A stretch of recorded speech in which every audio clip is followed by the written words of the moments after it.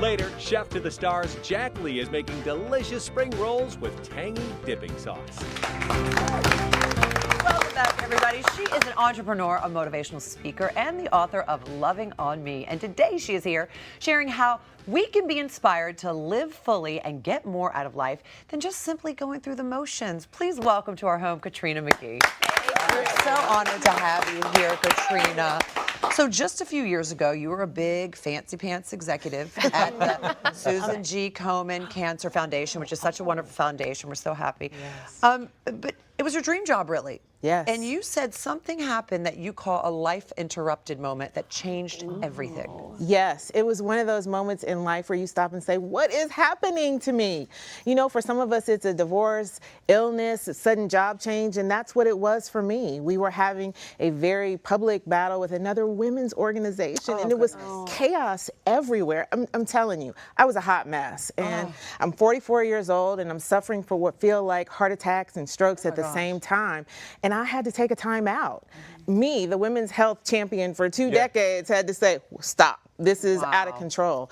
And it was during that timeout season where a doctor friend of mine from Zambia, of all places, wrote me and said, you know what, I want you to write this and post it everywhere. I am enough. And I want you to keep saying it until you believe it. And that's how Loving on Me started. And I started a blog, and all these women said, hey, that's my story too. And then I wrote a book about it. So in that book, there's 12 very important lessons. One of them is the one that you just mentioned, I am enough. Yes. The other one is I am unstoppable. Yeah. Why are those two so important? Yeah, those are the beginning really and the end of stuck the out book. for me. I am enough is the most powerful message that I tell anybody. And I don't care how many times I say it, I still find women that I have to say it to and affirm it to, because in every season of our life, there's a war on our self-worth, right? People will say we're too young, we're too old, we're too big, we're too small, we're not qualified, and then we're overqualified. And so you always have this reason to doubt yourself, and you feel like you're on a roller coaster of self-confidence. Yes. But there is a way to conquer the chaos, and that is learning to define yourself by who you are and not what you do. Right. And once you do that and go through all the steps, you're unstoppable. You are absolutely unstoppable. So you go from I'm enough to I'm unstoppable. Yeah. You graduate to there. Absolutely. I like that. Well, Larissa's on her way to graduation. Yeah, I'm trying. You know, my thing is that I've discovered through a lot of therapy that I always look to the outside for validation. And so it's always, you know, if I feel incomplete, if I don't have a partner or a mate or someone, how do I stop looking at everything outside and really feel it inside? You know, that's a tough one, because I'm single too, and we all want somebody to share our lives with, right, and to love. And I think I had to get to the point where I said, okay, I can't control when that person comes to me. But what I've discovered from every healthy relationship, etc., is it's when two whole, happy people commit to each other that it's the best. So I started working on me, because I thought that was the way I was going to attract the person. But you know what happened is, once I got to know me and I found these are the things that I'm good at, I started attracting people who had the similar interests, and I just kind of fell in love with me. And so I didn't necessarily look for external validation to be complete. I said, I'm complete in me, and I choose happiness every day now. Yeah. That's such great advice. Yeah. You know, I wanted to ask you about, I thought it was ironic that you were in charge of this big women's organization and then another women's organization, and you were having conflict.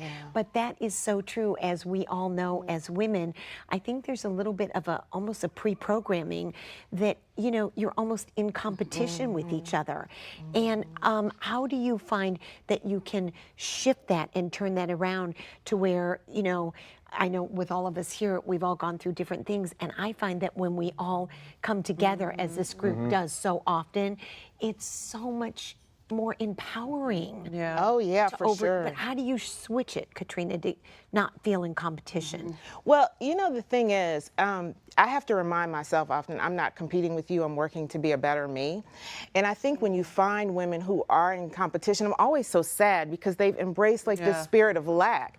When life is so rich and abundant, I mean, there is enough for everyone. The thing to remember is you can only control you. So when you're trying to engage with that person, you're really not trying trying to force them to behave a different way. You are choosing how you can respond instead of react. That way you're always in the driver's seat of the one thing you can control, which is you. Right. So true. It's not a competition. It's a collaboration. Absolutely. Life is so much better as a collaboration. than a Yeah, it's competition. fun. I know. Yeah. But I want to know how you do the balance. You said you took a time out. Does that mean you like left work? And so one part of your life had to take a time out. Yes. And I feel like I'm about ready to take a time out. But how do you balance that life life? I'm just like, I don't know what can take a time out right now. Yeah, I mean, it's difficult. What I have learned as a secret is there is no such thing as work-life balance. But if you live according to your priorities, you can be a balanced person. And that's why I am so passionate about women understanding what their priorities are, and men, and learning to live by them. Because the reason we get so overwhelmed is because we're trying to do it all or be it all, but we haven't stopped to define what our all is. Instead, we're up against this pre-prescribed notion of what life should be like. And what somebody else thinks your life should be like. Exactly. Take inventory about what you want your life to be like. And then if you want to take a time out, take your time out. Absolutely. It's up to you. So I love that you say we should all wake up every morning and rise, shine, and slay. Yes. Explain that. Yes, this is my absolute passion about helping people get in the driver's seat of their lives and to stay there, so that every day you rise, you have a focus on prioritizing your priorities. You shine from the inside out based on your strengths, gifts, and abilities, and that you celebrate your slay at every opportunity. So my new course on lovingonme.com allows you to do that in a step-by-step process, because it's tough, right? You can't do it overnight. So I kind of baby step people through picking their priorities and curating their inner circles and helping to get in the driver's seat of their own lives. And it's also hard to do it alone. So it's nice to know that you can go online and there's a community because everybody's feeling the same thing. Yes. It's very tough. You know? I listen to tapes and stuff, or CDs. Tapes. Yes. Whatever you listen to anymore. I don't even listen to that. Could be one of your problems.